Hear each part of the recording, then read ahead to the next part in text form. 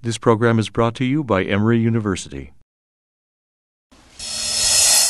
The diversity of one person can just be so vast. How do you get all of that in one sheet of paper? We are Black and Asian, but we are kind of mixed with like other things too. Like actually, we're kind of mixed with Italian, but I mean, Native American. But there's not really like another box to put I know my children think totally different. They don't even see color. Being Chinese and being American, knowing that I don't necessarily fit in exactly to either culture. To identify that we are different, but also respect it, and to know that underneath all of that, we're all people. I think there's been a new America in every decade since the country's founding. So for me, new America is just part of the continuing evolution of the nature of this country.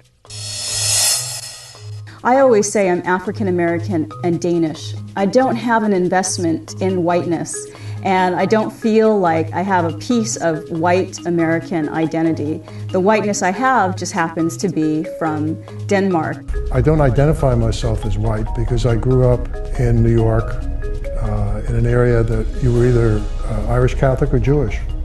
And over time, I always thought of white people as white Anglo-Saxon Protestants. And I didn't know very many of them at the time. I'm African first, Asian second, Indigenous third, and mixed with my Caucasianness, that's what makes me brown. I'm Korean American. My wife is Chinese American. We've been married for 2 years, and we just had a daughter about a year ago. When I say Black, that encompasses my African brothers and sisters. It also encompasses my Afro-Caribbean brothers and sisters. But if I were to say African American, it's a little more limiting. So when I identify as Black. I think what we need to do is to think, instead of categories, to think of stories, and the ways in which our stories have been lost, and the ways in which we're losing each other when we don't reclaim them. A lot of people use melting pot, but in where I came from, nobody ever lost their ingredients. It's like a mixed salad, like where the lettuce stays a lettuce, the tomato stays a tomato, the onion stays the onion, the olive stays the olive. And in my neighborhood, we were kind of like, tossed. Growing up being Black and middle class, there's also a sense of an identity crisis. You don't fit in with the white counterparts because you're of a different race. And then you don't fit in with Black counterparts because you guys have different class experiences. I did not feel class until I was drafted into the Army. And although I had finished college and a year of graduate school, I was an enlisted man. Therefore, I was lower class in the Army and got a sense of what that means. And I think that's a very important element. And at age 11, for the very first time, I was confronted with this question: what are you? And I learned after some time what they meant was not what are you, like what is meaningful to you, what do you love in the world. What they meant was, what are you, Black or white? I've always been confronted with the question, where are you from? And then even if you explain, well, I'm from San Francisco, they'll always follow up with, no, where are you really from? The term New America means to me that America is ever evolving. Things are changing daily. And so I would probably move away from using the term New America and say the ever evolving America.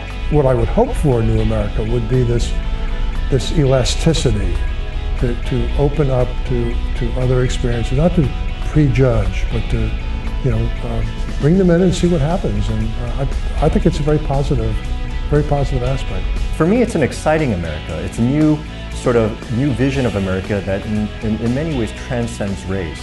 And ultimately, I think it points to where we want to go.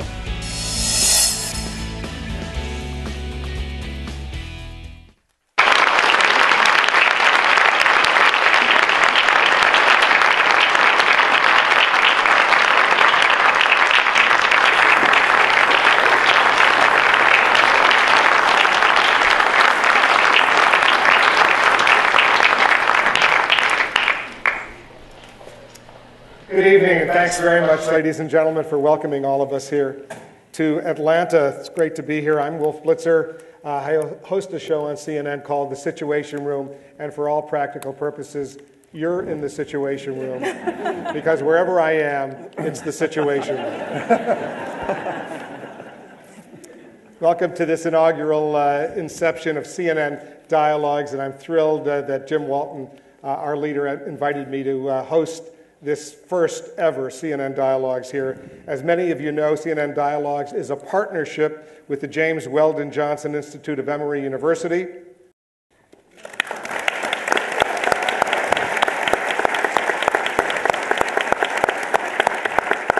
Atlanta's National Center for Civil and Human Rights.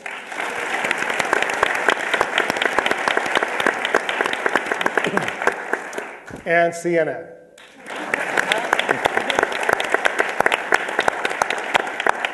My personal favorite news organization.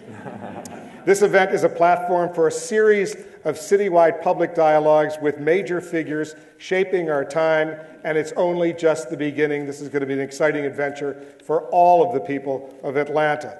As the capital of the South and as a city that has undergone enormous changes, enormous growth over the last half century, Atlanta is ideally positioned to host this public discourse. The conversations will be blunt. They will be very, very important. They will function as a vital source of information for the residents of Georgia's capital in their search for insightful analysis and perspectives on significant issues and events, and you will see that unfold over the next 90 minutes. We hope you will find tonight's discussion enlightening and informative. With that in mind, let's get to the dialogue right away and introduce our panelists. First of all, before I introduce the panelists, you know the subject tonight, the 2010 Census and the New America. What does the census tell us about who we are and how we live? That's what the subject is. We've got a great panel. Let me introduce the panel. Heidi Durrow is the New York Times bestselling author of The Girl Who Fell from the Sky. If you didn't read it, you should. She's also the co-founder and co-producer of the Mixed Roots Film and Literary Festival. Let's give it up for Heidi.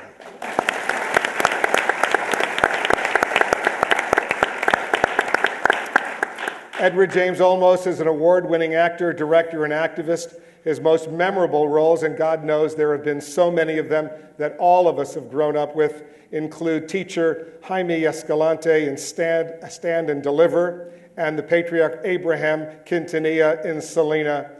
Edward James Olmos.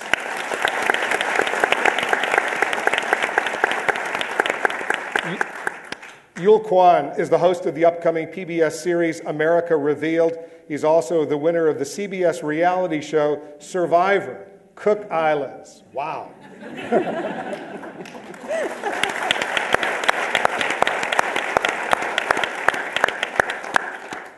There's Kris. Kris Marsh is an assistant professor of sociology at the University of Maryland and a member of the affiliate faculty of the Maryland Population Research Center. Kris Marsh.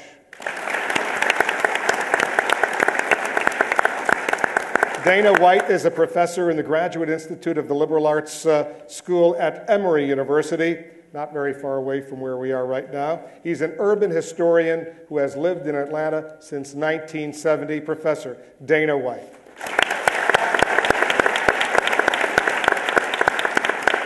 All right, I don't know if you've had a chance to really review the results of the 2010 census, but I've spent some quality time doing that and spent some quality time looking at how the American census every 10 years has evolved. One of the most significant changes was back in 2000 when people could choose, for the first time in our history, people could choose more than one box for race, selecting what race they are on the census form. First question to Kris. Why did the Census Bureau decide to let Americans choose more than one box? The reason why they wanted Americans to be able to choose more than one box is because the census wants to make sure that it's encompassing of everybody in America. So if you are both black and white on the 1990 census, you had to choose if you were going to check off the black box or the white box. So they said if they go to the 2000 census and then they allow you to check multiple boxes, it will then allow us to be more encompassing of who all exist in America. All right, let's go. What box did you select? I selected the black African American Negro box. Okay. Heidi? I chose two. I chose white and black African American Negro. Explain. Well, my background is as someone who has a white mother, white Danish mother, immigrant, and an African American father. And I really did struggle over how I was going to identify on the census, because I understand the census is not necessarily the place that you should be doing your self-identification, because what it's about is figuring out how many representatives you have in your district. It's about apportioning monies. But in a lot of ways, it's also important to make sure that people know that there's mixing going on. And for a long time, we let ourselves forget that. And so after much struggle, I decided to choose two. I understand our president didn't, and I think that's okay. I think it's very much about self-identification, but for me it was important to pick two. The president, President Obama, has a white mother, had a white mother, raised by her and his white grandparents, a black father from Africa. He picked black. He did not pick mixed race, multiracial, or anything like that. And there was a lot of controversy around this, because I think a lot of mixed race people felt like he sold us out in a lot of ways. That in his first press conference he said, you know, a mutt like me, and that was the kind of the wink to us that he was going to continue this conversation.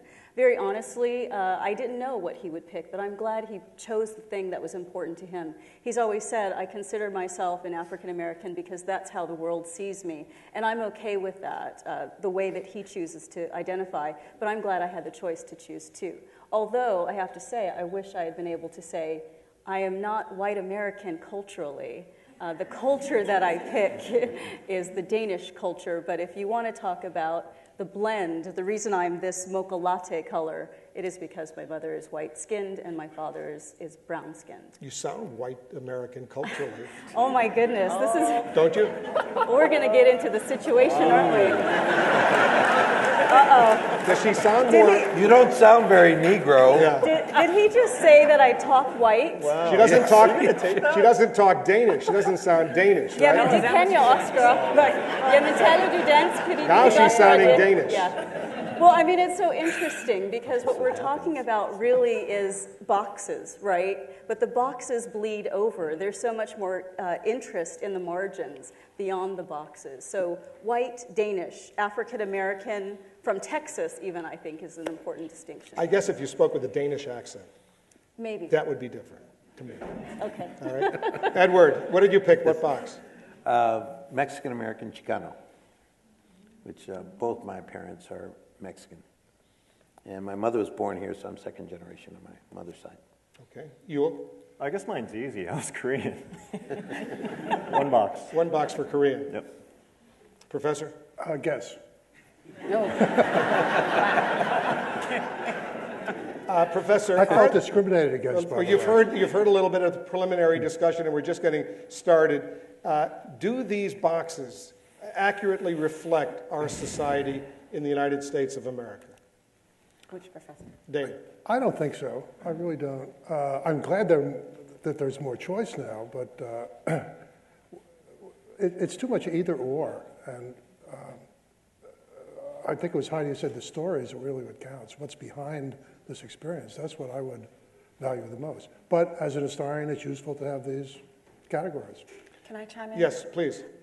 So are these boxes accurate? I think the census does the best job that they can do. But there's a difference between what you self-report and how you're perceived in society. Mm-hmm. So I may self-report as white, but all day long, people are going to see me as a black woman. First of all, it's hard to try to, society is dynamic, so try to check off boxes, it's problematic. But census is the premier census that we have, the premier data set that we have. But it's all about perception. It's not always about how I identify, but how will I be perceived. And that gets lost sometimes when you say, well, I'm black, but you aren't perceived as black. Especially when you talk about multiracial or biracial. Well, you know, I want to raise this issue, Kris, because there was an effort to get this word multiracial on the census form. It failed. Right. Was that a good idea or a bad idea? Do you think there should have been a box that said multiracial? I'm not going to say whether or not it's a good idea or a bad idea, but what I will say is that people often want to know how to characterize people. So when you say multiracial, they're like, well, what races? So multiracial is just not enough. So I think that's kind of problematic in that sense, because to just say multiracial, people are going to want you to. So what's going to happen if it ends up on the census? it's going to say multiracial and then list.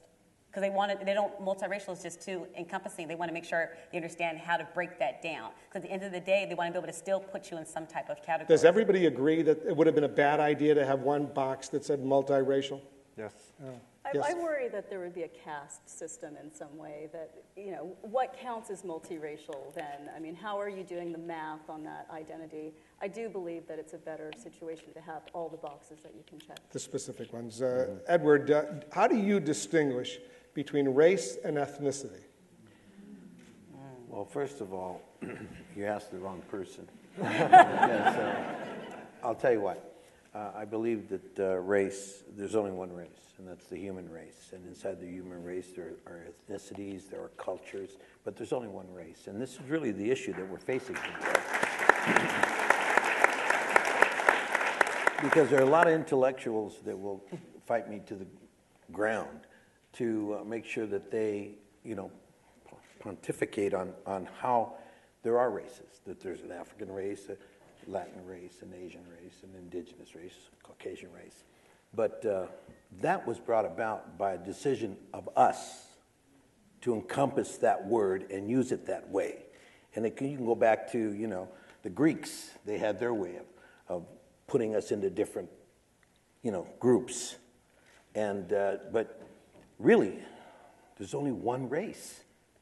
So racial discrimination, to me, is when a bug doesn't like me. That's racial discrimination. When I don't like him because of his ethnicity, then that's discrimination, period.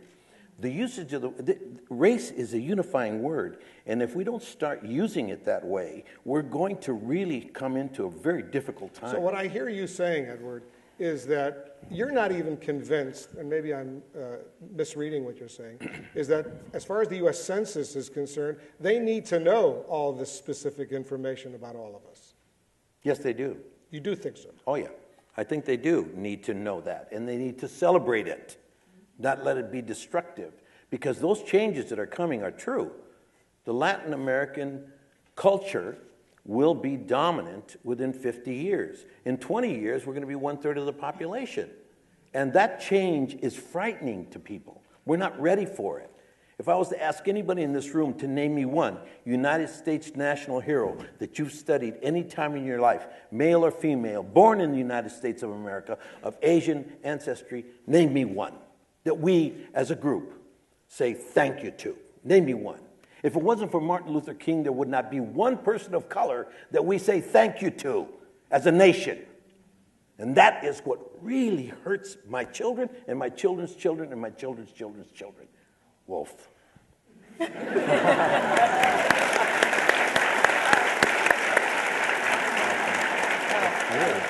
I chime in? Sure you can. By the way, don't be shy on this. Okay. On this one. Okay, got it. I want to hear from all of you. And to those of you out there, you're going to have your chance too, so just calm down. We're going to take questions from the audience. Go ahead.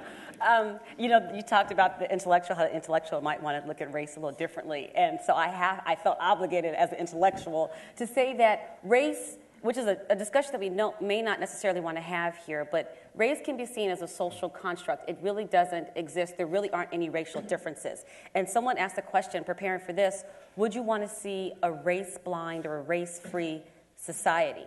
And I'm real hesitant to say, I would love to see that one race, we're just a human race, but the reality is that there are racial differences when we think about wages. There's a wage penalty for blacks. Blacks make less than whites. There's a gender penalty as well. But talking about race, there's a wealth gap between blacks and whites. So I would love to see us go to a race-free America, but we're not there yet. What I'd like to see is a race-fair America.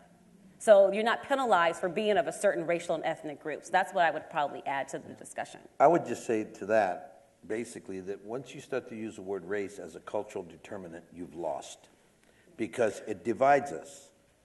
And the word itself is a unifying word. It means the human race. And then we took it from that and started to divide it back thousands of years ago. And then in 1471, the dictionary finally described it and defined it the way we use it today. And I'm sorry, but that's our perception of it. It was not meant to be that. We've made it that. We have to unmake it, because as far as I'm concerned, ethnicity covers, culture covers, our learned behaviors, and the color of our skin. Everything. But there are how many DNA patterns? 6? And we're all part of the same family.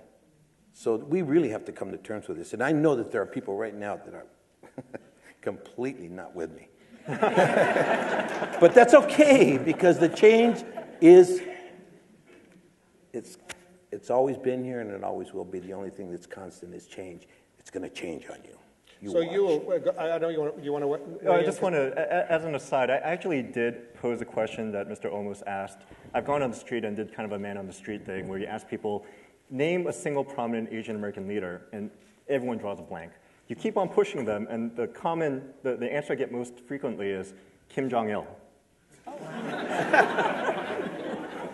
Can you imagine what would happen if we had our ability to say thank you to the Asian influence on the American culture? If it wasn't for the, when I say I go to Indian reservations and I sit there and I'll say, you know, I am indigenous, okay?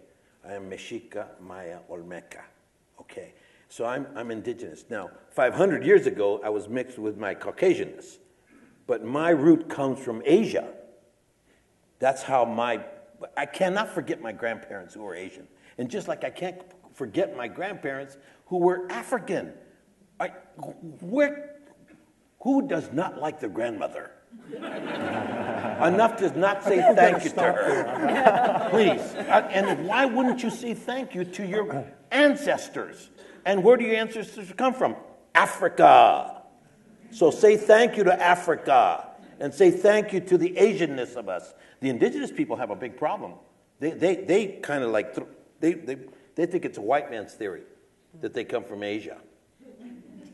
I say, okay, look at yourselves. Heidi, you've done a lot of writing about being biracial. It focuses a lot of your work. Is America, the people here in Atlanta, all over the country, are people more comfortable with biracial Americans? More than when I was growing up. Let's say 20 years ago. I think so, and I think it's because our president is biracial. He talked about it, at least during his candidacy. We have movie stars and sports figures who actually recognize that. I remember growing up watching The Cosby Show and looking at Lisa Bonet and thinking, oh my God, she's mixed like me, but she's playing African American. That's my role. I need to play African American just like she does. And there wasn't a lot of room for me to be both African American and Danish. You know, there's no room for Afro-Vikings in the society in 1980s. Which is very sad, of course, because we have great T-shirts. You know,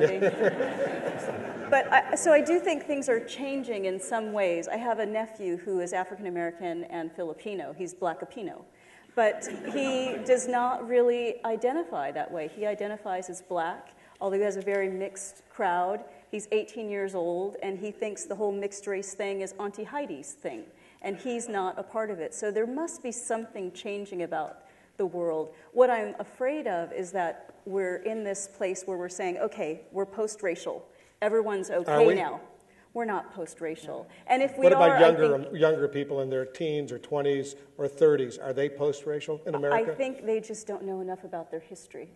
And I think that's really important, that we think about the ways in which... But increasingly, younger Americans, they don't look at someone and say, oh, he's black or white or whatever. Or they might say, oh, you know, my friend who is brown, or my friend who is tan, or something like that. I think that's true, except I think what they're losing is this real connection to a history that was difficult and traumatic for many, many years, and the ways in which we've shaped race. And we can't just say, okay, well, I didn't suffer any discrimination, and now we're okay, so let's just go forward and forget about that difficulty. But I think we have to keep the complication. Professor White, there have been, and you've lived through these decades, enormous changes in attitudes over these years, and give us some thoughts. One observation I would make is that I see a lot less self-segregation on campus.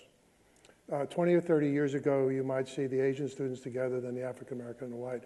And there's much more mixing now and an unself-conscious mixing. These are just people of a generation.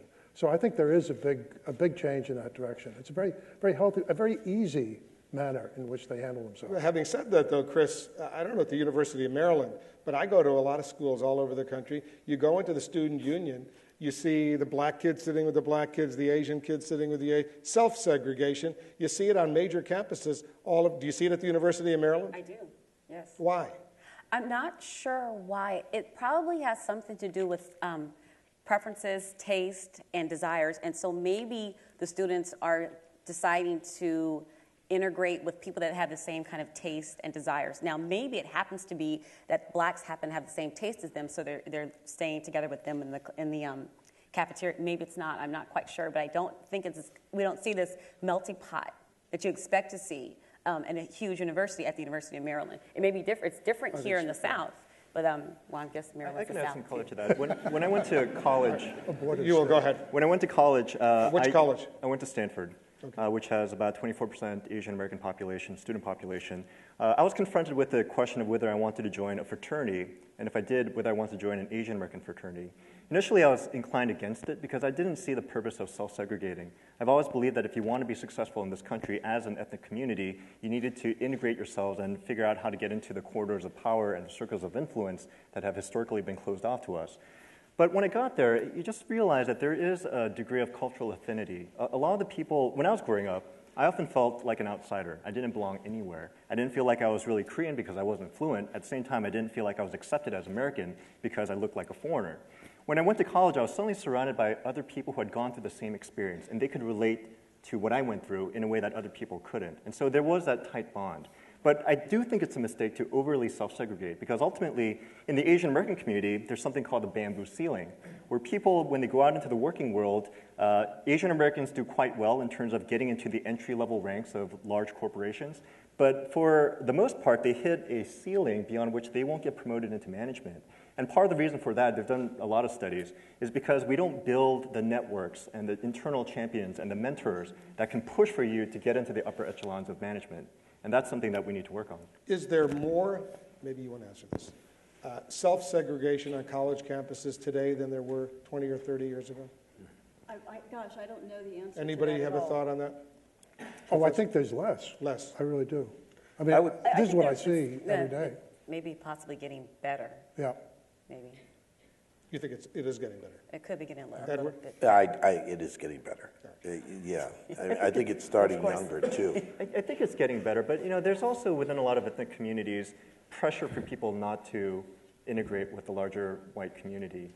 In Asian cultures, you call them bananas, right? People who are yellow on the outside and white on the inside. They're called Oreos for blacks. Or They're Twinkies, called Oreos. Right? They're Oreos. Mm-hmm. We're coconuts, so what can I tell you? You're making me hungry. One of the interesting trends that we've seen recently is the growth of Hispanics, Kris, in the South, in the Midwest. And it's pretty, even in this area, it's very dramatic. Some of the fastest growing areas in the country for Hispanics are in the South. What's going on? It's economics. There's economic opportunities here. So because of the economic opportunities, the Hispanics are actually coming here. There's also, typically, when an immigrant comes somewhere, there's got to be an immigrant network that's there, all right, immigrant enclave that's there. And once it's well established, then other people will come. So because you have economics and you have immigrant communities already established here in the South, you're going to see a growth of Hispanics coming to that area. Same story in the Asian American community. A lot of people come from other countries. They don't speak the language. So they gravitate towards community where there's a church, there's already a community to help them get integrated and get on their feet in the first place. I know how the growth of the Hispanic community has really influenced the Washington, D.C. area where I live. Edward, it's had a dramatic impact, especially on young people who really feel that if they want to get ahead in this world, they got to learn Spanish. Mm-hmm. They really appreciate that. Oh, yeah. I think that being multilingual is really the greatest gift, and we're capable of handling. It's been proven now. We can handle 4 languages at the same time, being taught from the age of birth to 12 years old. We can handle being taught in 4 different languages at the same time without getting confused and ending up not being able to talk. But we live in an English-only country, so we have a little bit of a problem.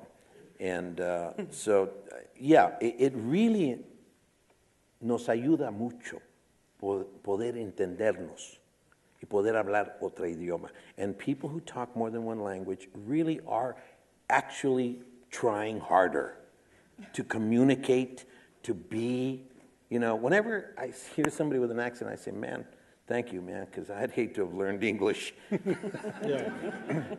First. I'm glad I learned it first. It's one of the hardest languages to learn, to really speak it well. So, Can I bring up an anomaly on that, though? Please. Quoting not from a philosopher, but from a baseball manager, Ozzie Guillen points out that Japanese players who play Major League Baseball often have their own translators, they have their own food, but Spanish-speaking athletes have not been given those opportunities. So he raises the question, why is this so? What's the answer? I don't know. I'm not a manager, but it's a very interesting, and people think he tends to be very outspoken, as he should be, and people tend to think, well, there goes Ozzie again, but it's a very disturbing point. There are a lot more Spanish-speaking players in Major League Baseball than Japanese. Right, Asian. but they're not given, they're given no consideration if they're coming from the Dominican Republic or Nicaragua, wherever it might be. They're given no consideration as to the cultural difference that they're bringing in, whereas the Asian ball players are. The Asian community, I got to tell you, is growing tremendously as well, and not just in San Francisco where you grew up, but all over the country right now. People are moving and they're looking for economic opportunities. Is that the main source, the main cause? Immigration? The fact that people are moving all over the United States. Yeah, the Asian American community is the fastest growing ethnic community in terms of percentage growth. And when they first immigrate to this country, again, they tend to go into one of 3 major metropolitan areas because it is well established. They'll have that community support. But increasingly, you're starting to see them go out to New York, San Francisco, or Los Angeles. Right, exactly. Increasingly, though, they're going into different areas, including places like the South. Like Georgia, I believe, has the 5th fastest Asian American growing population in the country. It has the 2nd highest rate of Asian American business growth. So you're increasingly going towards areas where you find opportunities that haven't been exploited. And the Asian growth has done enormously, great benefits for all of these communities all over the country. I think it's fair to say. So, which raises the question: why is there such an uproar whenever you raise the question of illegal immigration, when we're all children of immigrants, basically, except for Native Americans? Why is there such a big uproar over the need for immigrants in this country? No, I completely agree with that. I think it's a short-sighted view. I think a lot of people, you look at all across the country, you have states like Arizona, Alabama, even Georgia, passing these very, very stringent anti-immigration laws. And I don't think what people really understand is that we're a nation of immigrants. And we're going to have an aging workforce. We're going to need that pipeline of people to really allow this country to grow. And you talk to any tech company in Silicon Valley, and their big issue is, well, we're bringing all these great, smart people here, educating them, but we're not allowing them to stay. So there's this brain drain where we're using our great educational resources to train these people, and they're going back to another country and making those countries more competitive. Dana, you've been here for 40 years in Atlanta. Yes. So you've seen enormous changes demographically in this community. Yes, when I came here, it was, strictly speaking, a biracial community. And the changes, particularly with the Latin community, have been really remarkable, and more the Asian. One of the differences, though, in going back to your 3 big cities, you have to remember the South was the poorest area of the country into the 1930s, 1940s. It did not really come out of, it was the first to go into the Great Depression. It was, Franklin Roosevelt spoke of 1/3 of the nation, which is ill-educated, ill-developed, and things of this sort. So there has been the possibility for development because the area was so undeveloped to begin with. How will this, Heidi, affect America? All this enormous growth, different cultures, different races, different histories. How will this affect our country? I think it's only good. It's only good news for us that we're integrating so many different people into our cities, into rural areas as well. And for me, because I'm a writer, I'm an artist, that means we have more stories. I think really that's where the richness is, where we actually get to connect with each other, that we see each other in the theoretical stranger, that someone can read my book, and even though it's about a young girl who's Black and Danish, they can see themselves in that. And I think it makes us more human. I think it's a radical move, ultimately, for us to be together in this experience. When did you decide you wanted to write this book and share your personal experience? Because there are a lot of young women like you out there who probably have similar experiences. Well, I always wanted to write, and I always wanted to tell this truth that I didn't hear told before. And I started writing the book 12 years ago, when it took me 12 years to write it and get it published. Yeah. And mostly it was because publishers said no one can relate to a young girl who's half Black and half Danish. But then guess what? We have human experiences, and so people relate to it who are white people, in fact. White people relate to the book because they understand issues of grief. They understand issues of addiction. They understand issues of how do you make a family and what does a family look like. We're all struggling with those kinds of things. How surprised was your publisher when your book became a New York Times bestseller? They were pretty happily surprised. There was champagne involved. Yeah, and hopefully some money too. A little bit, tiny bit. Good. You worked 12 years. You deserved it. Whatever it took. Kris, you wanted to weigh in on this? No. Oh. You looked like you were. You looked like you were anxious. Well, I wanted to talk about the immigrant part because I think when we talk about immigrants, doesn't it conjure an image in your mind? And look, I mean, for me, I'm thinking about my mother, who is a white Danish immigrant. That's what I think of. But I think the people who are interested in passing laws, anti-immigration laws, they have a different idea, a different image of what an immigrant looks like than my mother. And that's what becomes so scary. So that if we can transform these words, these images that we have stored within us, I think it's super important. I remember I was talking to a group, my very first event as a published novelist, and it was in Chester, Vermont, which is not necessarily a diverse place. And I walked up to the podium at the Old Stone Church, and I looked out at this group of 200 people, and my first thought was, oh my God, these are all white people. They're never going to get this. And I did the reading, and it turned out really well, and the book sold out. And I talked to all the people, and I was so enchanted by them, and probably half a dozen of these people said things to me like, oh, by the way, my granddaughter is biracial, or my half-sister is half Latina. And it was a great check for me, because here I think I have the right images in my mind about what these words mean, but I had made all these people just white people. But they weren't. They weren't just white people, and Black people aren't just Black people. And they had been given a story that allowed them then to say, I'm part of you. We're in the same tribe. We're in a family together. I understand what you're talking about. One thing I don't understand is how, with respect to people's responses to immigrants, how they can make a mental distinction between people who speak English and who don't. I've been around people who've made fun of other Asians, even in front of me, and I'm saying, wait, what are you doing here, right? And they're like, oh, you're okay, because you speak English. You're one of us. But these people, they're fresh off the boat. And what they don't understand is, like, we all had to come from some boat, right? I mean, it's only a generation before you get assimilated into this country. It's true. And it makes me upset. And Edward, I'd get your sense. When you hear people talking, really blasting the immigrants and the illegal immigrants, I mean, it must make your blood whatever. I understand law.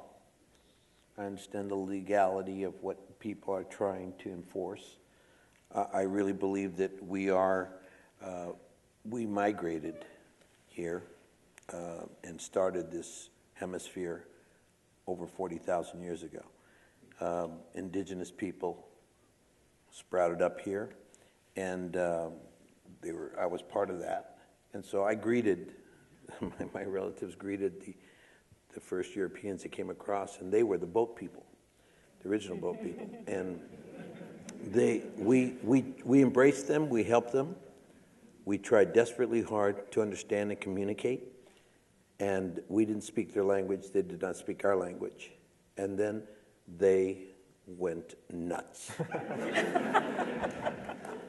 And their belief is that, that warring and the understanding of, people who live in a certain area doesn't belong to them really. They didn't pay for it. So it belongs to everybody, and they started to spread. when people get to me the most is when they stop realizing that their relatives are immigrants. And I don't care how far back, whether it be 10 generations or 20 generations back, you're going to have migrated here. And you would have had to have been helped. Now, we have those laws for a reason because we don't want to get overpopulated, but that's another issue. Because basically, I'll put it to you this way. What people here have to understand in this country is in 1990, when the census came out, I was called by Indianapolis. And a person called me from there and said, Ed, can you come to Indianapolis? I said, certainly. So there was such a difficult moment in their voices. I said, what's going on? He says, well, it's not the fact that there's been an increase of 300% over the last 10 months of Latinos. I said, whoa, I better sit down. If that's not the problem, what's the problem? The problem was that all the reporters go around every 10 years, or every year actually, but this was the anniversary of the 10th year, so, and put down how many babies were born in this hospital, okay, how many males, how many females, what cultures, thank you very much. They found out that 52% of all the children being born in Indianapolis in 1990 were Latino. And it blew them out of the water. They were not ready. The biggest change that you're going to feel is done by birth here, not by migrating here or immigrating here. It's by birth. So I get offended when people say to me, well, there's immigrants. Immigrants, we're all that. But at the same time, stop for a second. Why are they coming here? I have a big problem with Mexico right now, especially. It's just horrendous what is going on there. And and it's a duality there because it's partly we are the ones who consume the drugs and need the drugs. So they're the ones who are making it possible for us to get the drugs. And then we have all the armaments, so we sell them the armaments and they kill each other and they blow each other up. And then we wonder what our participation is in this. They're really out of control over there. Guess what? We have to legalize drugs in this country. We have to stop. And let me tell you, that is not for applause because that's a big issue, huge issue. All right, we're gonna move on to the next subject. Quickly. So yeah, I get offended by people who poke fun at immigrants. To those of you in the audience here, people in Atlanta, most of you I'm sure live in Atlanta. I want to ask everyone in the audience, if you'd like to, you don't have to if you don't want to. How many of you moved to Atlanta, were not born in Atlanta? Oh my God. Wow. Oh my God. I would say what that? I would say 98%. Yeah, 98%. Audience here.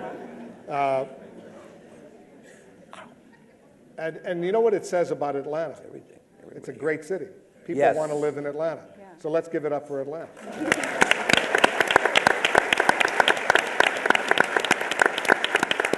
Now, here is an interesting phenomenon, and I'm going to have Professor White explain this.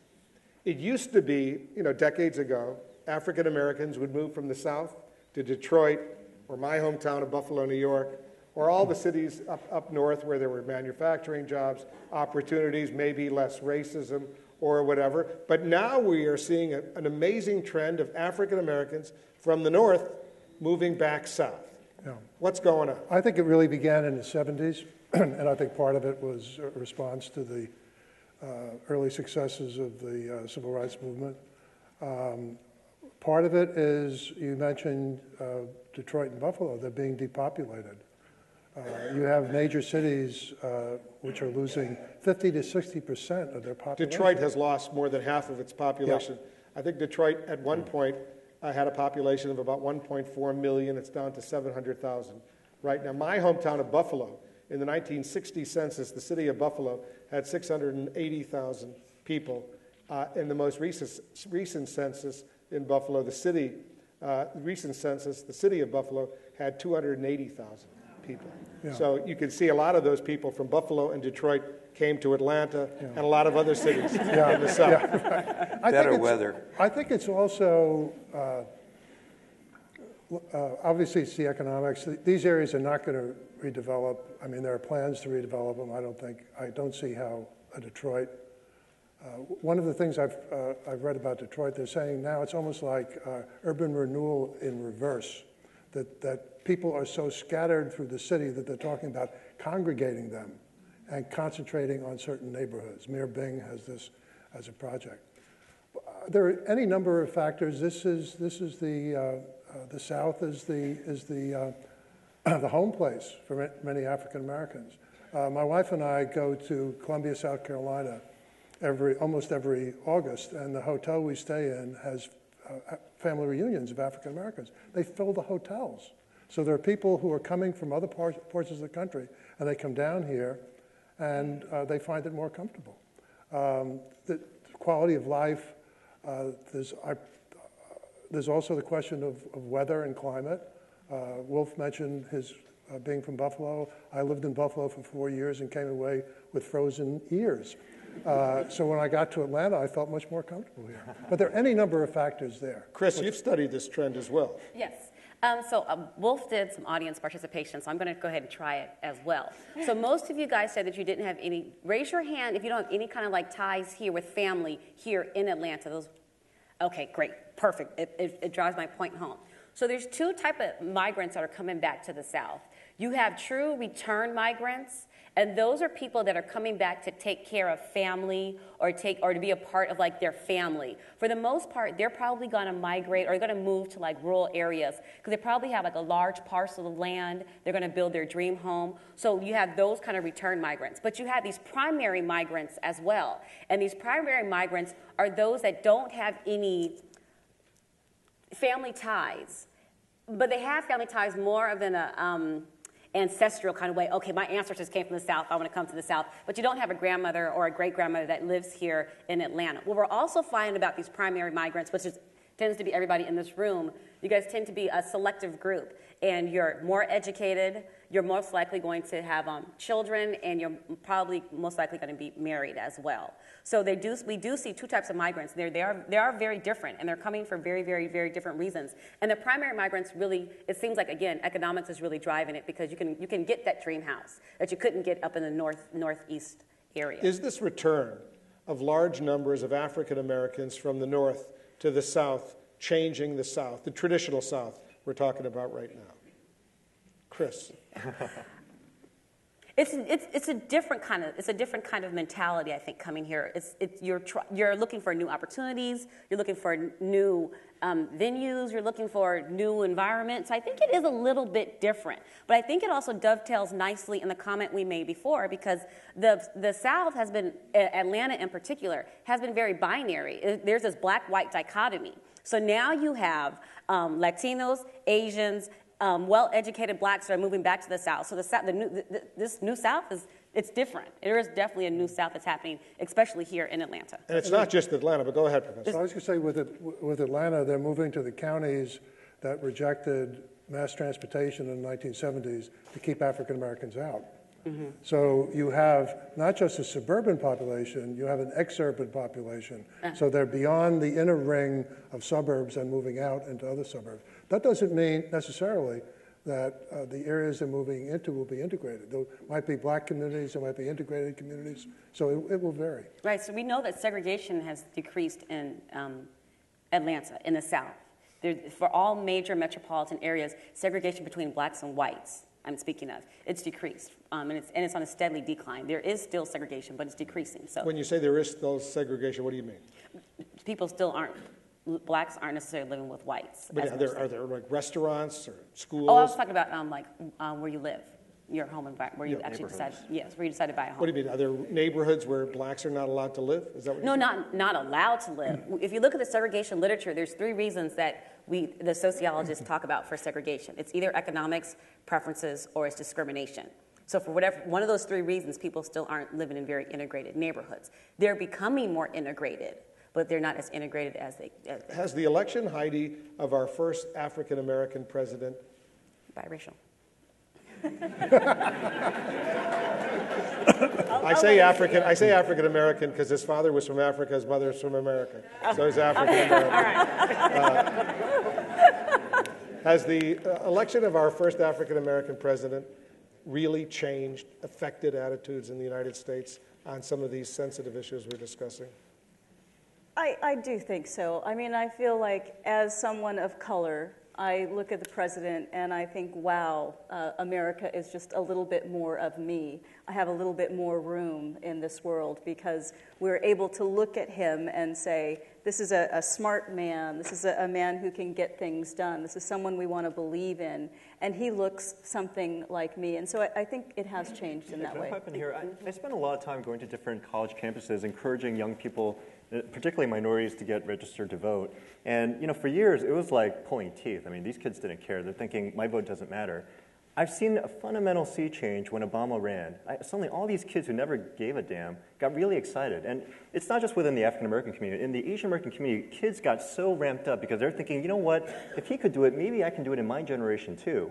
And it's not just Obama getting elected, but he put in 3 Asian American cabinet secretaries. That's something I never thought I would see in my lifetime. And that made a huge statement. Yeah.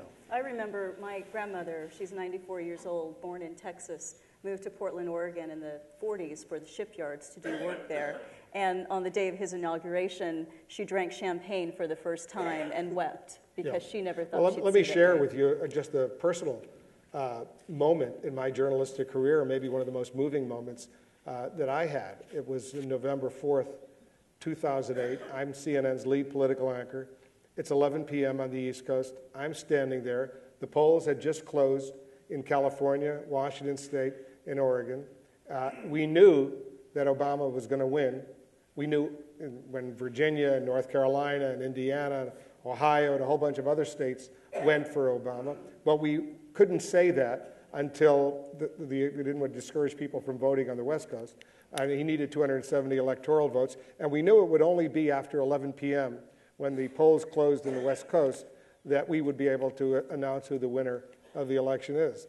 So there I am at CNN election headquarters, and I knew it was coming, and I prepared myself exactly at 10:59 with 50 seconds. We do a flashing breaking news animation. We couldn't say anything until it was exactly 11 o'clock. And I say, after the music, the drama, breaking news, and the banner goes up on the big screen, the big wall behind me, Obama wins. I say, CNN now projects that Barack Obama will be the next president of the United States. And I say a few more sentences. They're watching me in Chicago, where Obama and his family are, thousands of people. But we're broadcasting all over the United States, indeed, all over the world. And here I was blessed with announcing this historic fact in our history that we've elected the first ever African-American president of the United States. Now, in the weeks that followed, after this, I would travel all over the country on assignments, doing things, wherever I am, and black people would come up to me all the time, and they would hug me, and they would kiss me, especially older black people, and I didn't realize what was going on. And they would just say, "Thank you, Mr. Blitzer," or "Thanks, Wolf," and I'm not making this up, and I said, and it was a surprise to me because I didn't understand, but I said, why are you so grateful to me? And they would all say the same thing. These are hundreds of people just randomly coming up to me at airports or any place else. They would say, "Mr. Blitzer, because we didn't believe America would elect an African-American president until you said it." We always thought, and this is the scary part, we always thought, especially older African Americans, that the white man would steal it. Just at the last second, they would do something, and they would steal this, and they wouldn't let us have an African American president. But when you announced it to the world that Barack Obama was elected president of the United States, we started, whether Donna Brazil or anybody else, we started to cry hysterically. It changed our lives. And we began to see our country in a different light. All right? So, that for me to hear that from people all over, that was pretty moving for a journalist, for a reporter. I was just reporting the news. But it was a very, very moving experience.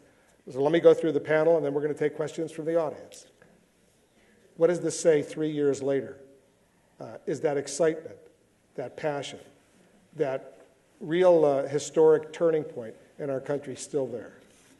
I think we're moving toward it again in different ways, and I really think the great thing about the inauguration was that whereas people in the majority, white people, can often talk about race as if it's that faraway land, I feel like his inauguration and these 3 years, we're getting closer so that white people, the majority people, realize we're all sitting on the same land talking about this thing together. We're going through a difficult time as well, but I think we are still with that excitement. That's on to you. Take race out of this question. The economics involved, the lack of jobs, it's been devastating. This has been one of the most difficult moments in my lifetime of 64 years of living. I didn't go through the Depression, but it couldn't be too far away from this. It's very difficult because the rich are getting richer and the poor are getting poorer, and it's hurting all of us. And Barack, our president, is caught. It didn't matter who was president. Okay, that's why I said take culture out of it, because basically this is something that was self-induced. So right now, I don't think the hope is even close to where it was 3 years ago. I do think we live in a different world. I think it's opened people's mindsets and paradigms in a way that had been done before. But just based on my personal experience, a lot of people have lost their energy. I think they were really hoping Obama would come in, not just transcend race, but transcend partisan politics, and he hasn't. And I think a lot of people are now disappointed and asking, what has he really done for our community? I've heard that in many different ethnic communities, and I think some people are disillusioned. The excitement, I believe, is still there. The one point of caution, and Yul kind of touched on that, is I think that he was supposed to be our savior, and he's not the savior. He's a man, and he has his set of flaws. But I think the excitement is still there. Yeah, I would make one point of comparison with his predecessor. People questioned his predecessor's intelligence quotient. No one really questions Obama's mind. They might question his beliefs or his thinking, but I think it's a terrible time too. And I did not make it to the Great Depression, and I sure hope we're not moving into one now. But I don't think his race is working against him in terms that we might have anticipated earlier. All right, I know there are microphones here. I would love to hear from some of you if you have a question, and repeat the word question. This is what we call the Q&A, as opposed to the A&A. So please go ahead, take the microphone, introduce yourself, and ask the panel a question. Hey, my name is Gregory Fricker. I'm from Emory University here. How do you feel about the validity of the distinction of hyphenated American for those born in the United States? And is that Americans, are we not all Americans? There is no hyphenated America. Knowing full well that the stories of someone's ethnicity is important, do you believe in the importance of the distinction of a hyphenated American? All right, let's start with Heidi. I had this difficulty when I first came to the States at age 11, having grown up in Germany and Turkey and spent my summers in Denmark with my mother's family. And I remember not understanding this hyphen, because when people said, "What are you?" the first thing that came to mind was either I'm the very best speller in my whole class, or it was I'm American. And when I said those things, I was just greeted with amazement. But what do you mean? What kind of American are you? I think we are all new Americans. Edward, you've been saying that all night tonight. We're all new Americans, and so I do have a little bit of trouble with that hyphen always. Anybody else want to comment? Yeah, the hyphen to me has been, it grew. I think we were all Americans, and then when we didn't get an equal participation in this, what we call the United States of the Americas, that's when the hyphen had to take shape. You got to remember, when I was born in 47, by the time I hit the 60s, the Latinos in Mexico called us pochos. We were not Mexican. When we came across here, we were not American, so we were nothing. We were absolutely nothing. And so that's when the Chicano situation became a reality. And that's when the hyphen really took shape. And for me, I think that's what a lot of people have grown because of the fact that the hyphen, what it does, it accents, like checking more than one box, it accents who we are as human beings. And I want to get to the audience, get some more questions, but there have always been these hyphens, Italian Americans, Irish Americans. Always. You know, so go ahead. My name is Winston Johnson, and there's an entire segment of our population that one party has to condemn in order to be even considered as a candidate, and that segment encompasses every color and every ethnicity, and it's people who are homosexual. I had a 42-year relationship with a man who died 5 years ago, and I'd like to know when the panel thinks that we are going to become equal. You can't meet a person in another country and bring that person back to be your partner. Glenn Greenwald on TV, you probably know, Wolf is gay. He has to live in Brazil because he can't live here with the man he loves.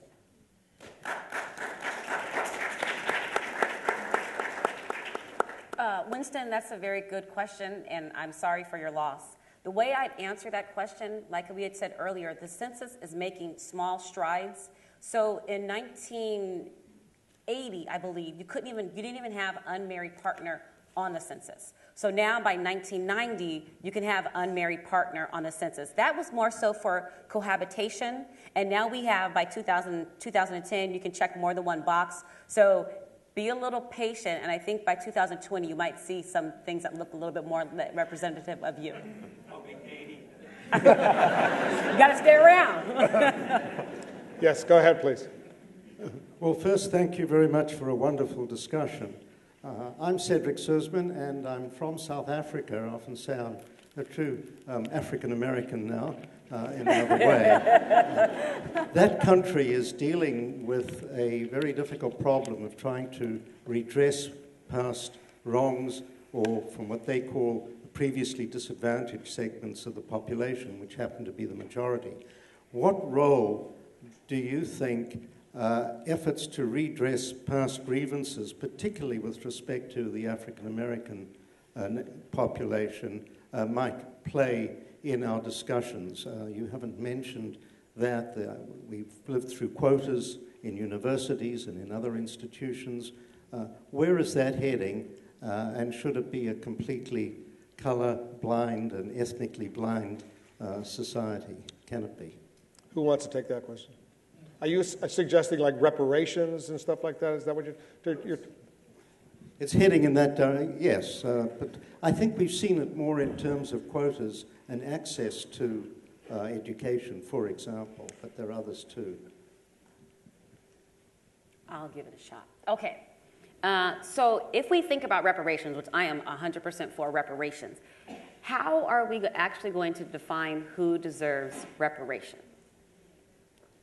We don't, if you're talking about blacks or African Americans in this country, how are we going to define who is entitled to the reparations? And that's really just kind of a rhetorical question, because I don't know, because I guarantee if you ask everybody up here, we all have like some multiracial background somewhere a couple of generations removed. So I'm not quite sure how reparations would actually manifest itself. Do I think it's necessary? Yes. But I just don't know logistically how you'd work it out. It'd be great if black folks didn't have to pay taxes ever again. Sign me up. I just don't know logistically how it would work.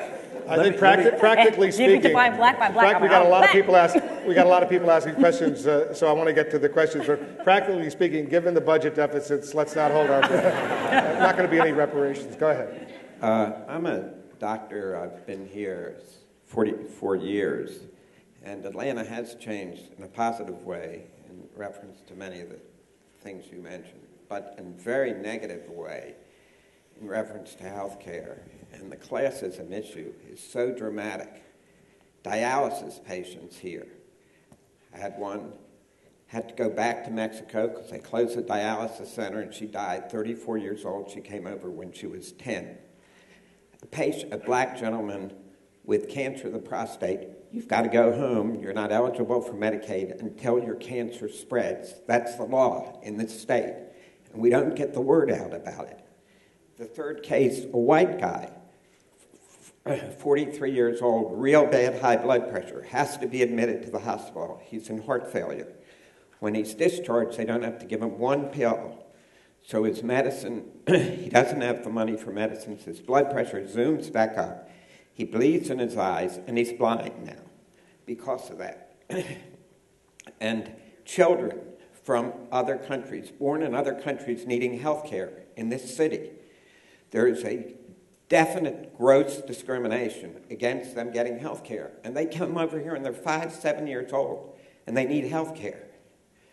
So what I wonder is why this outrageous situation doesn't get hardly any media attention, and these people die and suffer unnecessarily.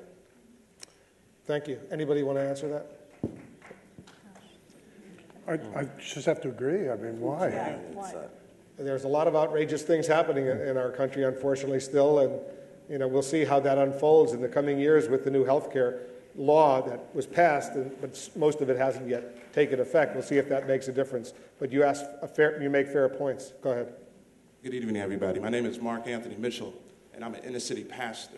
And the question that I have is that I went to Morehouse, I went to Harvard Divinity School, and I literally took, when I was at Morehouse, when Martin Luther King said, he said, get up, get all you can, and go back. Okay, so I've done that, and I'm in the inner city. And I'm wondering, is it really more class than it is race? Here we are 50 years after Brown versus the Board of Education, and the school system is still separate and unequal. Practically 40 years after the death of Martin Luther King.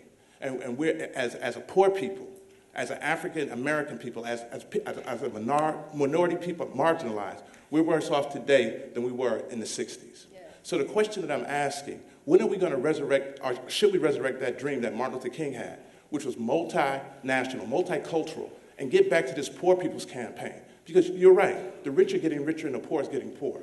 And after these marginalized resources are depleted, I hate to see literally a class war. So again, I'm asking, is the issue really race or is it really classism? Fair question. Dana. Our class is critical. When I went through the questions for this, I kept writing class, class, class as I went down the list. Right. Because when we're talking about these larger groups, we're masking that there are variations within these larger groups. And this has to be faced up to. There's absolutely no question about it. I certainly agree with you. I would just echo what he's saying. And as a minister, so the Bible tells us the poor is going to be with us always. But it's hard to disconnect class from race. I can't in good conscience disconnect the two because they're so intertwined, because you do see a high proportion of blacks that happen to also be poor. So you can't disconnect the two. So it's a melting of the two in my world. Anybody else want to answer? Education is the key. Yeah. 1,000%. I said at the very beginning of this, I said that, name me one United States national hero that we've studied any time in our lives, male or female, born in this country, of Asian or Latino or, indigenous. We don't have them. We don't teach our children. Right now in Arizona, they just finished passing a law in Tucson educational system there, the public school system, where they took out Latino studies from high schools. And they were graduating 95% of every child that went through that system was graduating, and they took it out. Now, there's a problem, because they were saying, these people are teaching leftist propaganda and all this, and what they were teaching them was other than U.S. history the way we teach it here. 97 to 98% of all the history that you study from the first grade through the 12th grade is European American studies, period. That's it. Now, if I gave you a vitamin, just one vitamin, but that's the only vitamin I gave you, and I gave it to you for 18 years, you would die. And that's what our children are doing. They're dying. I'll just add something real quick, too. There was a very interesting study that came out recently, which I'm sure you probably heard about, but showing that the impact of the economic recession has been disproportionately felt on ethnic communities.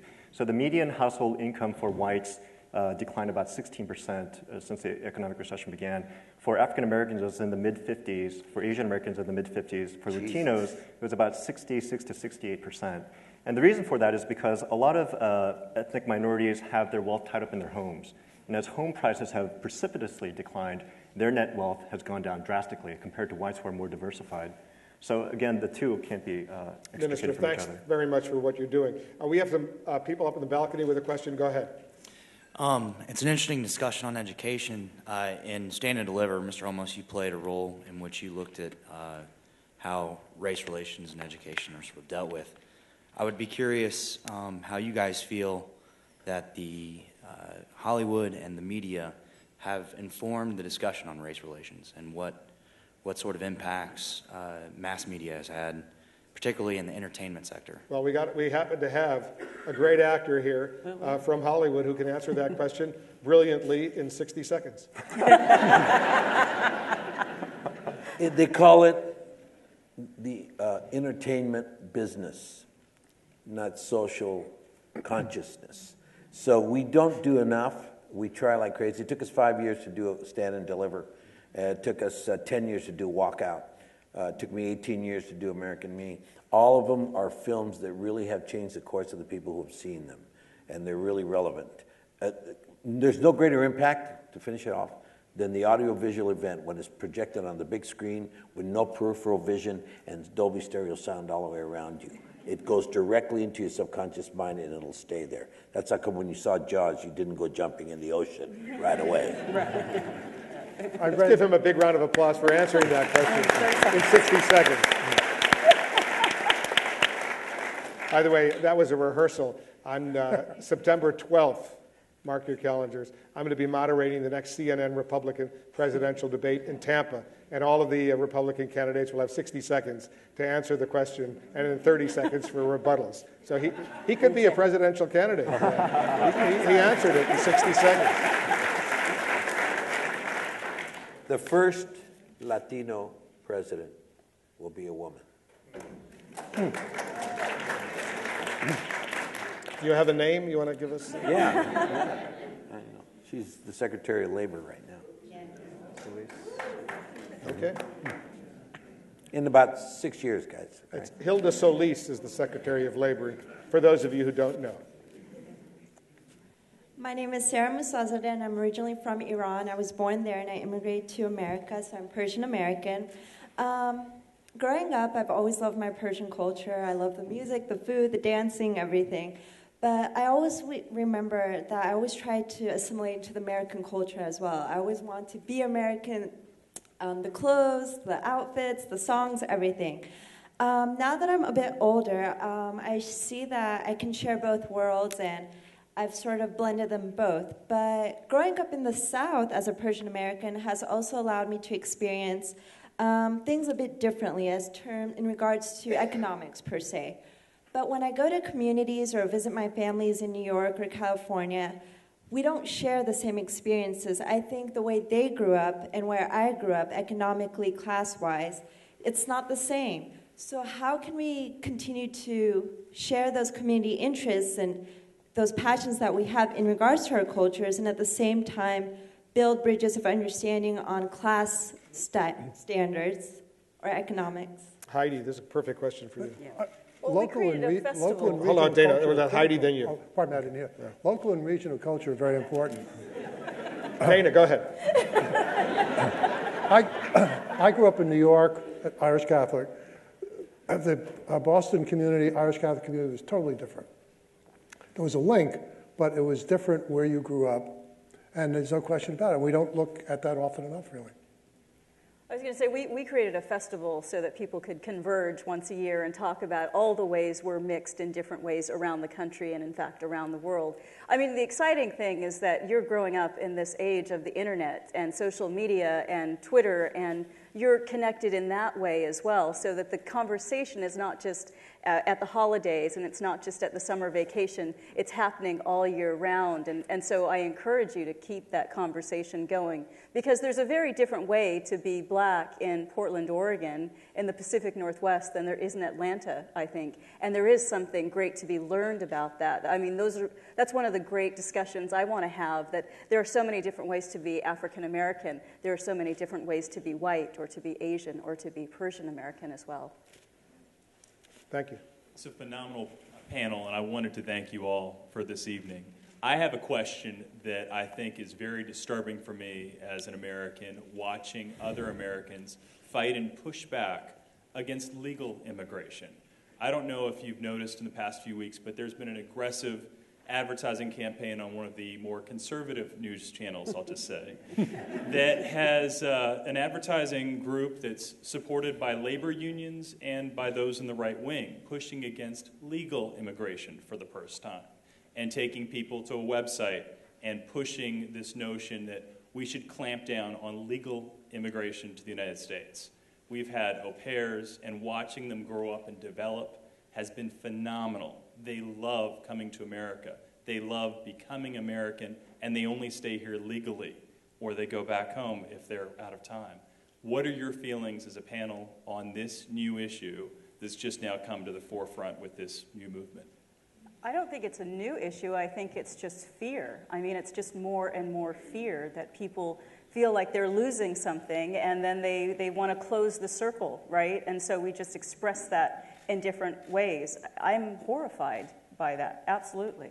I think it would be a gross mistake to close our borders. I mean, immigrants are the pipeline of talent and innovation and energy that this country needs, and if we close our borders, I think we're just hurting the country. Yeah. The Economist argues that among what they call the rich countries of the world, the United States has one of the best futures because it has so many young people. And the young people are the children of many of these immigrants. So we are ahead of many European and Asian countries as far as they're concerned. Yeah, so it's a matter of perspective. Look at places like Japan, which has been stagnating. Part of the problem is that they have an aging workforce, and they don't have enough young children or immigrants coming into their country. Good question. Thank you. Good night. My name is Naomi Haynes, and I'm from South Atlanta School of Law and Social Justice. My question is directed more towards Heidi. Earlier, you stated that as both first generations and later generations interact with each other, you think that we let go of the difficulties and the struggles that our ancestors felt. And to me, I just feel like, should I hold on to whatever my ancestors struggled? They struggled it. I feel sorry for them. I'm glad that we've moved on from that period. But I'm thinking when I'm interacting with Kris or you, Heidi, or Wolf, or whatever, I don't care about your race. You respect me, I'll respect you. If we can interact in a respectful manner and become close friends, I don't think it should really be based upon whatever our ancestors struggled about. Why is that a big issue? Especially when we have this new face of America and we're trying to head towards a place in where race, or as Mr. Olmos would say, ethnicity doesn't play a big part. Well, I love that you're part of this. Oh, I'm sorry. Yes. And you also stated that you think we don't really know about our history, and I'm a history student. Love it, know it, so just to clarify. I mean, of course, there's an exception, and I'm so glad that you're here tonight because obviously you're part of the dialogue and you've educated yourself on certain issues. I'm talking about the young people that I know, that I've been in touch with around these issues, and I think there's a lot of times a willful ignorance. So I'm glad you're out there. I hope you're out there blogging as well and sharing what you know about the world. When we're talking about the individual interactions that people have with each other, certainly you don't have to have the image of lynchings in your mind when you're talking to Wolf. You don't need to have that. But nevertheless, I mean, it is important to know that history. It doesn't necessarily affect that interpersonal reaction. Thank you. Thank you. Good answer. All right, let's go back up to the balcony. I'm Bridgette Philpott, and I will confess that when I came here this evening, I thought this conversation would be about the many insights that we have mined from the 2010 census. But it seems that it's along the dimension of race, and so I'll stay with that theme. Personally, I define diversity along many dimensions. But I do have a question for the panel, and it is the following. I've heard it said that the most segregated hour in the country is the 11 o'clock hour on Sunday morning. And I struggle with that a lot because I ask myself, is this about the realm of common experience and does it need to change? Or, and this is where I'd like the panel to weigh in, or are there some deeper psychosocial undercurrents that are driving that tendency, yet in this sort of environment where we are talking about multiple boxes to be checked on the census and a black president and, glass ceilings shattering, et cetera, et cetera. The question is, are there, in your opinion, deeper psychosocial undercurrents that drive the 11 o'clock hour on Sunday morning toward its current state of substantial segregation? I would just answer, to begin with, that we are in what was often called the Bible Belt, and the South was mainly a Protestant society on both sides of the color line. So you did not have the kind of religious diversity here, again, until fairly recently, that you had in many other portions of the country. So I think this is a major element, and the churches have been very strong in the area. Are the churches in Atlanta, and you guys can answer this question, segregated, practically self-segregated, or are they mixed? Self-segregated. Basically. Yeah. White churches, black churches. Okay, let's take another question. Okay, first of all, great panel. But let me just point out that we are talking about the results of the 2010 census and the new shape, the new image, the new look, the feel of the United States, and that's how we got into all of this. But go ahead. Okay, and thanks, y'all, for bringing this here. My name's Perry Goodfriend. My father was a Holocaust survivor. He died in 2009. So obviously I'm the child of immigrants. He lived to see the 2008 election. And one thing I'll always remember is after the election was over, he was very, very, very proud to live in a country where a man named Barack Hussein Obama could be elected president.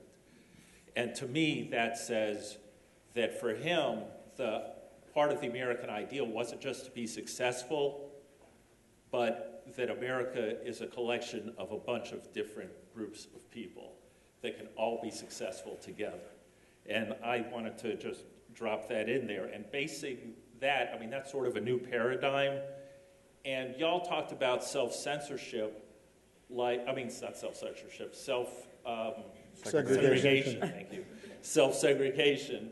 Y'all talked about self-segregation. And one of the things I'm wondering is, won't there be a policy gap? I mean, don't we have a lot of policymakers that are working under an older paradigm that even if people are self-segregated or trying not to self-segregate or trying to integrate communities, that they're going to be running up against these policymakers?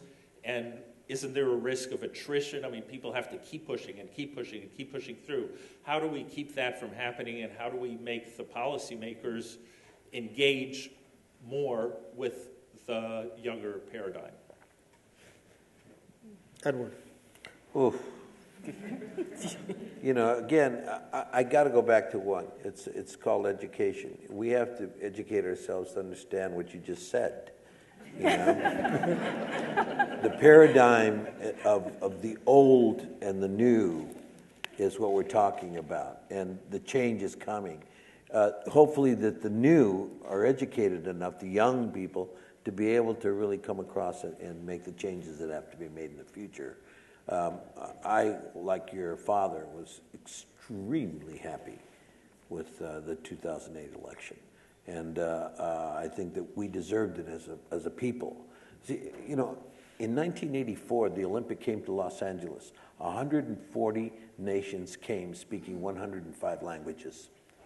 And when they got to the United States and when they got to Los Angeles, all 140 nations were already represented by Los Angelinos, and all the languages were already spoken there. This country is a great country because of the fact that we represent a really milestone in collaboration and being able to live together. And let's not forget, and hold your applause for a second, when Barack Obama wanted to become president of the United States, the first contest that he won was not in New York or California or Illinois, it was in Iowa. Yeah. And I was just there, I interviewed him there 2 weeks ago in Iowa, and we drove through Iowa on a bus. Not a whole lot of black people in Iowa. I got it. Yet he won the caucuses in Iowa. And that says a lot about our country, and let's not lose sight of that. All right, go ahead. Hi, my name is Giovanna Jones. I'm from Boston, Massachusetts, and I'm now a freshman at Emory University. And I also would say that I represent a growing demographic of students who come from very different backgrounds, very different socioeconomic statuses, but who are receiving a very elite education.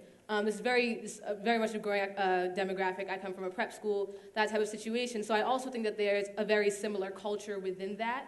And so coming from that culture, I've definitely noticed a lot of colorism, you know, and an emphasis on looking racially ambiguous and what is beauty and what do we find aesthetically pleasing in our generation. And so it's hard for me to say that we're a post-racial generation, because I think that just as much as we feel we can be professional and make it in this country, there's also that development of feeling beautiful and social and that aspect of growing together. And so I guess my question is basically for Kris and Heidi. How do you feel these aesthetic values could possibly be a hindrance to my generation's post-racial attitude? Girl, I straightened my hair today. I haven't figured it out. My hair, it's naturally curly, but I think it looks more professional to wear my hair straight. So I can't say that I am able to shift out of this paradigm, but it's great that we're talking about it, right? That we can say, yes, there's still colorism. Yes, there's still this idea of exotic beauty, especially as a woman, to talk about the ways in which we're hindered even by notions of sexuality and erotic identity and beauty in so many ways. I wish I had some answers. I'm still trying to figure all of that out myself, but you're having that conversation young too, so maybe you'll figure it out for us, I hope. Kris. To add on to Heidi's point, so we talked about colorism, and then we also know that we have biracial women. So brown sisters, I was like, we're having it pretty kind of bad now. If you think about colorism in Black America, brown sisters are going light-skinned as right. It's like we don't have it so good right now. And it's funny because we were going to talk a little bit about marriage rates, and we didn't get there and talk about African Americans and marriage rates. Now I'm reading this book called "Is Marriage for White People?" And it's by an author, I believe his name is Richard Banks. He's a Stanford professor, endowed professor at Stanford. And he's making the argument that black women, because the reason why we see so many low marriage rates in Black America is because black women are not willing to marry white men. If we want to see the rates vary between the races for marriage, black women need to marry white men. Problem with that, and I was talking on the bus earlier, the problem with his argument is that he's putting the onus on black women to say black women are the cause of these low marriage rates. He doesn't take into account that white men may not have a preference and a taste and a desire for the sisters. And then if they do, you got to decide whether or not it's going to be the biracial sister, or it's going to be the light-skinned sister, or is it then going to be the dark-skinned sister, because my colleague actually wrote a paper. And he said that dark-skinned women are less likely to get marriage proposals because of their phenotype. So it's something that exists. I'm glad you guys are talking about it, but it does, in fact, exist in Black America. And we don't talk about it enough, though. So I'm glad you guys are having that conversation. Good. We have time for only 2 more questions. So we'll take one up there and then one down there. Go ahead. Good evening. My name is Marcus Kennedy.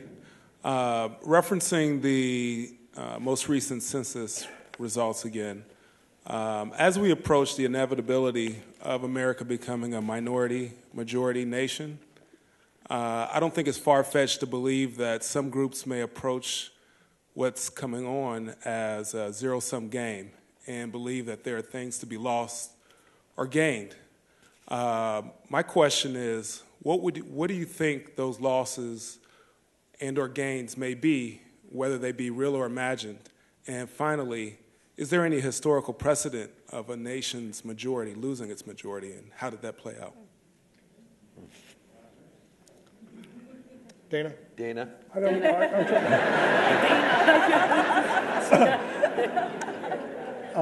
I was trying to think of I was trying to come up with a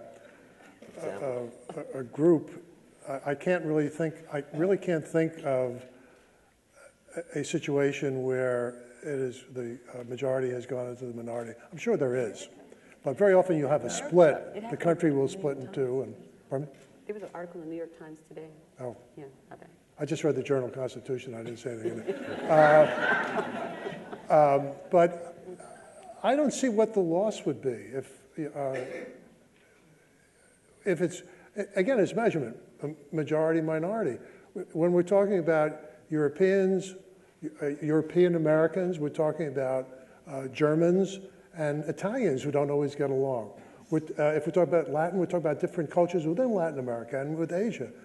It's not three groups. It's a variety which we're lumping into three groups. So I don't see the problem there. I think that's cool. I guess the point is, though, so we're talking about the minorities being the majority, but do they have power? So numerically, they have numerical power, but do they actually have power in this country? And as long as they don't have power, ain't nobody tripping. They're just not. Once they start getting some power, and then once white privilege could be threatened, then it'll become a problem. But it's not going to be. I don't think it's an issue anytime soon. The only argument I've heard that speaks to what do you lose by having a very multicultural society like that is that if you have a very kind of monochromatic society that's homogenous, there are a lot of strong social norms, and because of that, you don't need such a litigious society. And the reason we have so much litigation is because we don't have these common social norms that guide our behavior. But I think that's a bunch of crock, so I don't really buy into that. Hi there, my name is Lydia Bell, and I am a student at Emory University. And I was born and raised in Nashville, Tennessee. And so growing up in the South, I was exposed to some of the more jaded viewpoints concerning race. And I was wondering, your personal opinion, do you believe our preoccupation with race is an ingrained need to organize and give a name to a thing?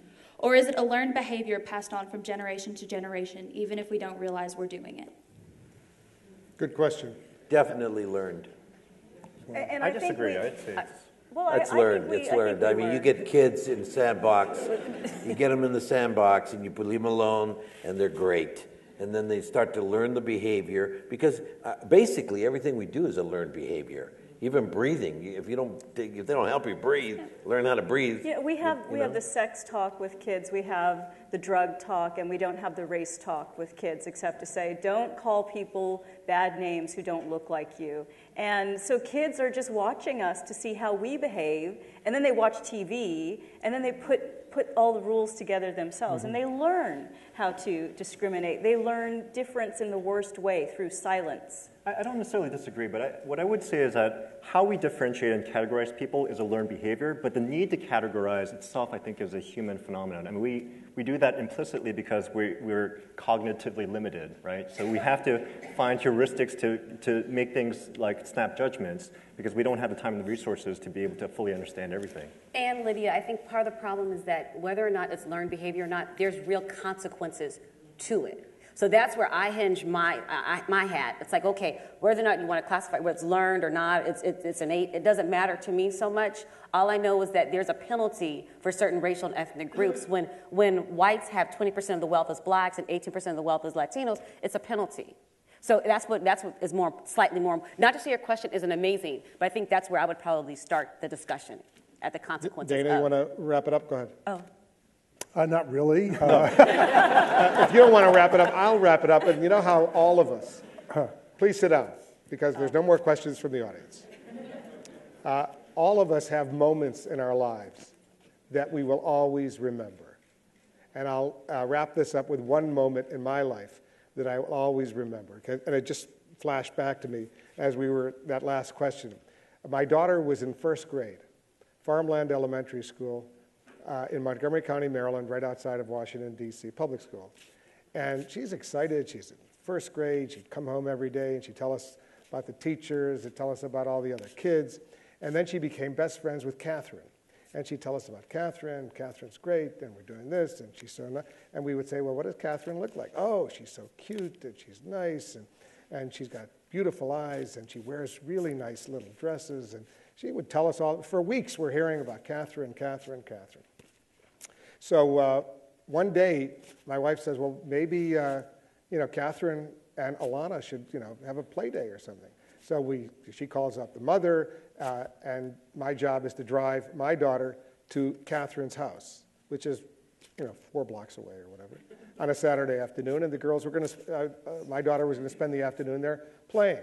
So I bring her there Saturday afternoon, drive in the driveway, ring the doorbell, and an African-American colonel in full uniform is standing there. And I'm saying to myself, maybe I got the wrong address, I don't know. And then an African-American woman walks out, and I said, I'm Wolf Blitzer.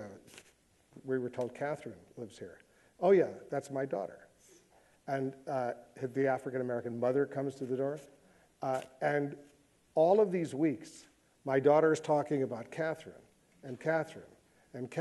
her best friend in first grade, and she never tells us, because I come home, I drop her off, she stays there. I come home and I say to my wife, I say, did you know that Catherine is black? And she said, no. And I said, Alana never said no. And I said to myself, and I said to my wife, I said, you know what? Isn't that great? That this little girl, 6 years old, in describing Catherine all of these weeks, never told us that her best friend was black. Now, that was a proud moment for me, and it stayed with me all of these years. And unfortunately, that moment doesn't always happen for everyone else, but it was a good moment. And it's a moment I'll leave you with, as I want to thank you very much for coming here. I want to thank, first of all, our panel. Let's give it up for the panel. Keep the applause going. Heidi. You like Heidi? Edward. Yul. Kris. Dana. Bravo. Big round of applause.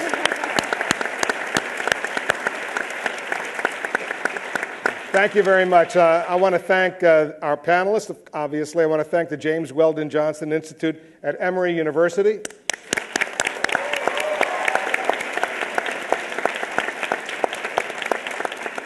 Did I mention that my daughter went on to Emory University and spent 4 excellent years here in Atlanta studying, majoring in psychology at Emory University? You didn't say anything about the tuition.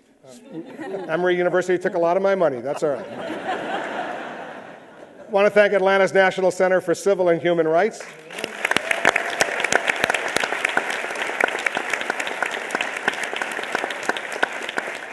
I want to thank CNN, my favorite news organization. I'll see you tomorrow in the Situation Room. Thanks very much. Please. I was a student at Buffalo when I was teaching there.